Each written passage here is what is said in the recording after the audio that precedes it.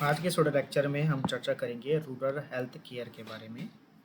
और इसके विषय में हिंदू में आज 4 जून 2021 को एक आलेख छपा हुआ है।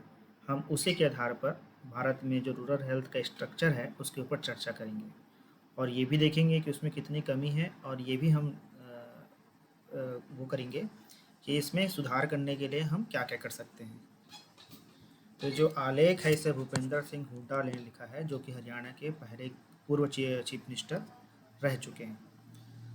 तो इन्होंने कुछ डेटा दिया है, डेटा देने के बाद कुछ सजेशन दिया है, तो हम उसी के ऊपर चर्चा करेंगे। तो देखते हैं। तो इन्होंने एक डेटा दिया है जिसे union minister of state for health and family welfare Ashwani Kumar Choubey ने जुलाई 23 2019 को राज्यसभा में प्रस्तुत किया था। तो उनके अनुसार भारत में 29,337 के आसपास हमारे पास होना चाहिए प्राइमरी हेल्थ सेक्टर या सेंटर होना चाहिए, प्राइमरी हेल्थ सेंटर होना चाहिए। लेकिन उसके मुकाबले हमारे पास है कितना? उसके मुकाबले हमारे पास 25,743 हेल्थ सेंटर ही है, प्राइमरी हेल्थ सेंटर है। तो इस तरह से देखा जाए तो 3,594 प्राइमरी हेल्थ सेंटर की हमारे पास कमी है। तो इस हिसाब से इनका ये कहना है कि we have 1 PSC for 25 villages in India, मतलब 25 गाँवों पे एक प्राइमरी हेल्थ सेंटर है। तो उसे हमें चेंज करके क्या करना चाहिए कि 10 गाँवों पर कम से कम एक हेल्थ सेंटर हो, प्राइमरी हेल्थ सेंटर हो। ये किसका कहना है? ये भूपेंद्र सिंह हुड्डा का कहना है। हमने जो पहले बात की 29,337 की कि इतने हमारे पास रूरल सेक्टर में, रूरल एरियाज़ में हमारे पास इतने प्राइमरी हेल्थ सेंटर होने चाहिए, लेकिन है कितना? है 25,743। और कमी कितने की है? 3,594 प्राइमरी हेल्थ सेंटर की कमी है ग्रामीण क्षेत्रों में।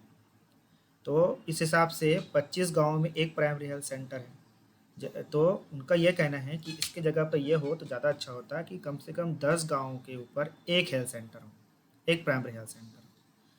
फिर वो कहते हैं कि हमारे पास करीब 5,624 कम्युनिटी हेल्थ सेंटर है, जबकि रिक्वायर कितनी की है?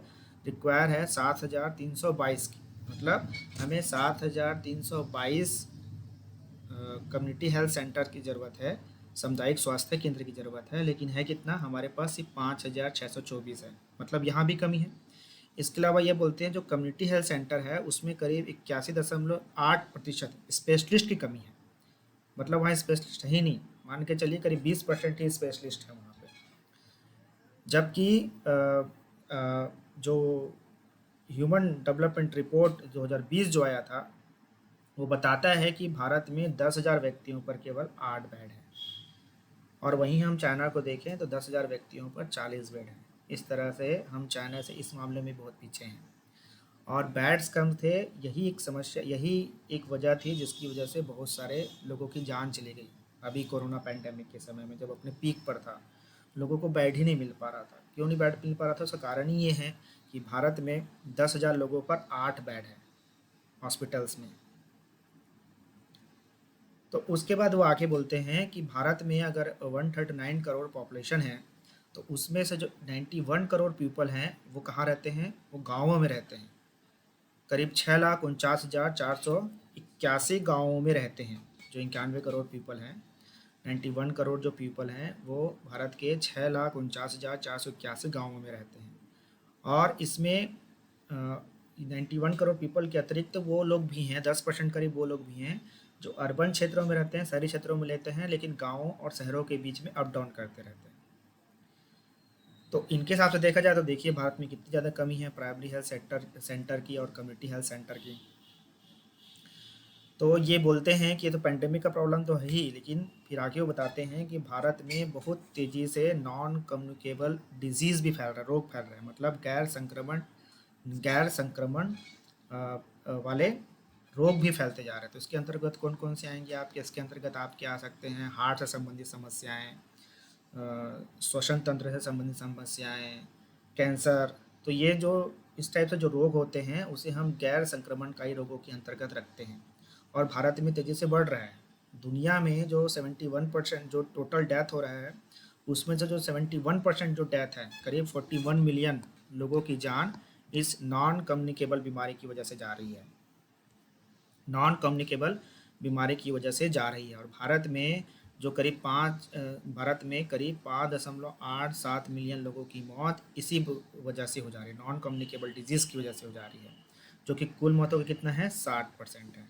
मतलब इस तरह से देखा जाए तो हमारे सामने पेंडेमिक तो है ही समस्या, अभी तीसरी लहर आने की, साथ में हमारे सामने सबसे बड़ी समस्या गैर संक्रमणकारी रोगों की भी है, जिसकी संख्या लगातार बढ़ती जा रही है।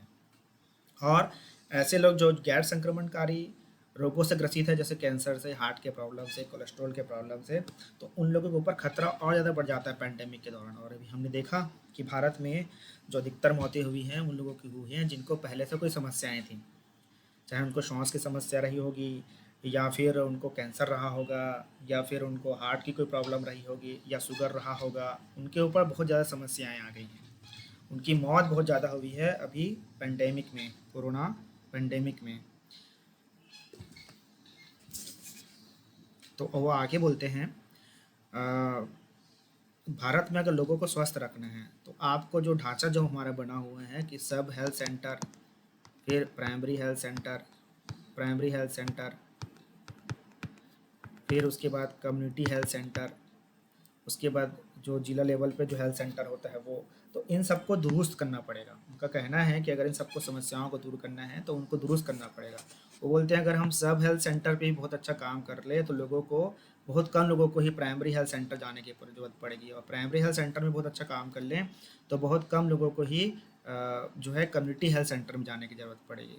तो वो बोलते हैं कि हमको जो स्ट्रक्चर हमारा जो बना हुआ है स्वास्थ्य का, उसे सुधारना होगा, और कम से कम हर जो कम्युनिटी हेल्थ सेंटर है वहाँ पे 30 बेड रखने होंगे, और उसके साथ ऑपरेशन थिएटर हो, एक लेबर रूम हो, एक्सरे मशीन हो, एक लेबोरेटरी हो, पैथोलॉजिकल लेबोरेटरी हो, और एक जनरेटर हो। ये बहुत ज़रूरी है। उनका ये कहना है कि इस चीज़ को ध्यान देना बहुत ज़्यादा ज़रूरी है, क्योंकि भारत की करीब 65% आबादी अभी भी गाँव में रहती है, और ये जो समस्याएं जो हो रही है इसे हम तभी सुलझा सकते हैं अगर राज्य सरकार और केंद्र सरकार दोनों मिलकर काम करें। हालांकि जो हेल्थ जो है, स्वास्थ्य जो है वो राज्य का विषय है, लेकिन वो कहते हैं कि इसको तभी हम दूर कर सकते हैं जब इस पर सेंटर भी काम करे और राज्य भी काम करे।